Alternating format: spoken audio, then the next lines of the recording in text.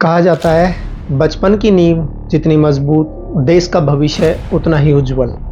लेकिन संसद में एक ऐसा बिल लाया गया है जो सीधा असर डालता है देश के करोड़ों बच्चों, लाखों शिक्षकों और करोड़ों अभिभावकों पर। सवाल उठता है, ये बिल बदलाव की रोशनी है या फिर परेशानियों के लिए एक नया अंधेरा। नमस्कार, मैं महेंद्र मीना और आप देख रहे हैं पीआर अड्डा इंडिया।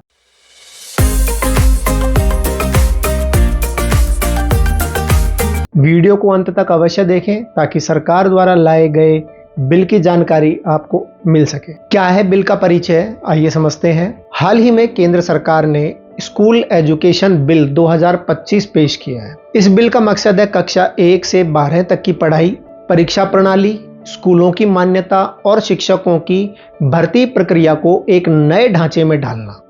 इसमें बोर्ड परीक्षा के पैटर्न से लेकर प्राइवेट स्कूलों की फीस तक पे असर पड़ सकता है। बिल में जो बदलाव प्रस्तावित हैं वो इस प्रकार हैं। बोर्ड परीक्षा साल में 2 बार ताकि बच्चों पर दबाव कम हो। फाउंडेशन लेवल कक्षा 1 से 5 में मातृभाषा यानी कि स्थानीय भाषा में पढ़ाई अनिवार्य होगी। सेंट्रलाइज्ड टीचर भर्ती एग्जाम पूरे देश में एक ही पैटर्न होगा। प्राइवेट स्कूलों की फीस पर रेगुलेशन होगा। मनमानी फीस वसूलने पर रोक लगेगी। सरकारी स्कूलों के लिए कॉमन स्टैंडर्ड, हर राज्य को बेसिक इंफ्रास्ट्रक्चर और शिक्षकों की संख्या तय करनी होगी। यह बिल आपको फायदा देगा, यह एक बड़ा सवाल है। इस बिल से किसको मिलेगा फायदा, अलग अलग नजरिए से समझते हैं। जैसे छात्रों को क्या फायदा मिलने वाला है, तो 2 बार बोर्ड परीक्षा से एक ही मौके का दबाव कम होगा।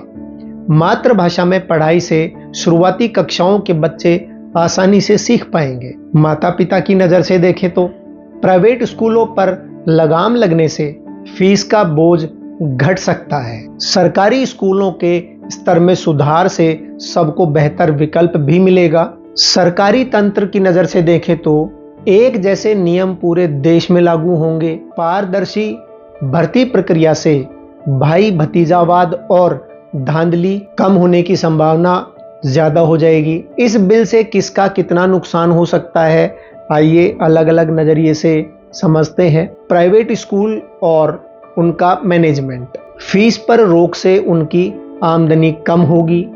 कई छोटे स्कूल बंद भी हो सकते हैं। नई नियमावली लागू करने के लिए उन्हें अतिरिक्त खर्च उठाना होगा। छात्रों के एंगल से अगर समझें, साल में 2 बार बोर्ड का मतलब है साल भर परीक्षा की तैयारी का दबाव। मातृभाषा में पढ़ाई का फायदा ग्रामीण बच्चों को होगा, लेकिन शहरी बच्चों को बाद में अंग्रेजी माध्यम में एडजस्ट करने में मुश्किलें आ सकती हैं। शिक्षकों के लिए क्या हो सकता है, सेंट्रलाइज्ड भर्ती एग्जाम से स्थानीय युवाओं की नौकरी के अवसर घट सकते हैं। कॉन्ट्रैक्ट टीचरों पर स्थायी भर्ती का दबाव बढ़ेगा।